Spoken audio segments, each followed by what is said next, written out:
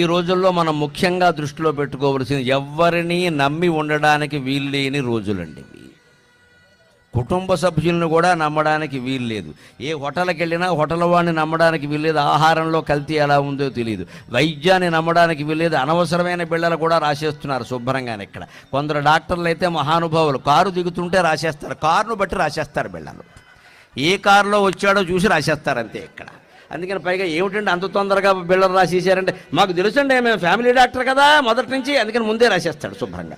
ఏ బిళ్ళలు బాగా మిగిలిపోయి ఉన్నాయో అవన్నీ రాసి పారేసి 3 నెలలు 6 నెలలు అంటే వాడు చేస్తాడు, వీడు సొమ్మేం పోయింది.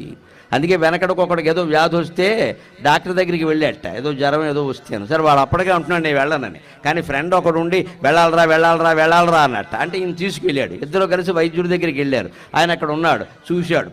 చూస్తుంటే సరే కన్సల్టేషన్ ఫీజు అన్నాడు. ఆయన 500 అన్నాడు. వీడు ఇచ్చేస్తున్నాడు. వచ్చాక బయటకు వచ్చాక ఈ స్నేహితుడు అన్నట్టు వాళ్ళు అంటారా 500 ఏంటి, ఊరికి చేయి పట్టుకున్నది కదా, చేయి కూడా పట్టుకోలేదు, 500 ఇస్తారా, నువ్వు బేరమాడాలి, 100 200 అని చెప్పాలి అంటే వీడు అన్నట్టు పాపం పోన్లేరా వాడు బతకాలి కదా అన్నట్ట అని ఇచ్చేసాడు. అయిపోయింది. బయటకు వచ్చాడు. ఆయన మందులు రాశాడు. దాని నిండా శుభ్రంగా 3 నెలలకు సరిపడ మందులు అన్నీ రాశాడు. అన్నీ కొంటే 1000 రూపాయలు అయినాయి. మందుల షాపులోకి వెళ్ళి అన్ని మందులు కొన్నాడు. మొత్తం రాసిన 5 రకాల మందులు ఒక్కోటి 3 పూట్ల చొప్పున రాసి పారేశాడు. 1000 రూపాయలు పైన అయినాయి. అన్నీ కొనేసాడు. అన్నీ కొన్న తర్వాత ఈ ఫ్రెండ్ అన్నాడు, నువ్వు పిచ్చి వేదవి, అన్నీ కొనకూడదురా, అలాగా సగం కొనాలి చాలు, డాక్టర్లు అలాగే రాస్తారు, వాళ్ళకి ఎంఆర్పి కమిషన్లు ఇస్తారు వాళ్ళకి, అందుకని రాస్తారు, నువ్వు అన్నీ కొనేయకూడదు, సగమే కొనాలంటే అన్నట్టు ఈ ఫ్రెండ్ పోన్లేరా వాడు బతకాలి కదా అన్నట్ట. 500 డాక్టర్కి ఎందుకు ఇచ్చావంటే వాడు బతకాలి కదా అన్నాడు.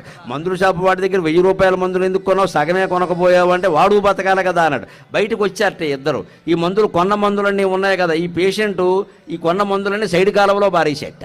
వాడికి అనుమానం వచ్చి పక్కవాడు ఎందుకులా పాడేసావంటే నేను బతకాలి కదా అన్నట్టు.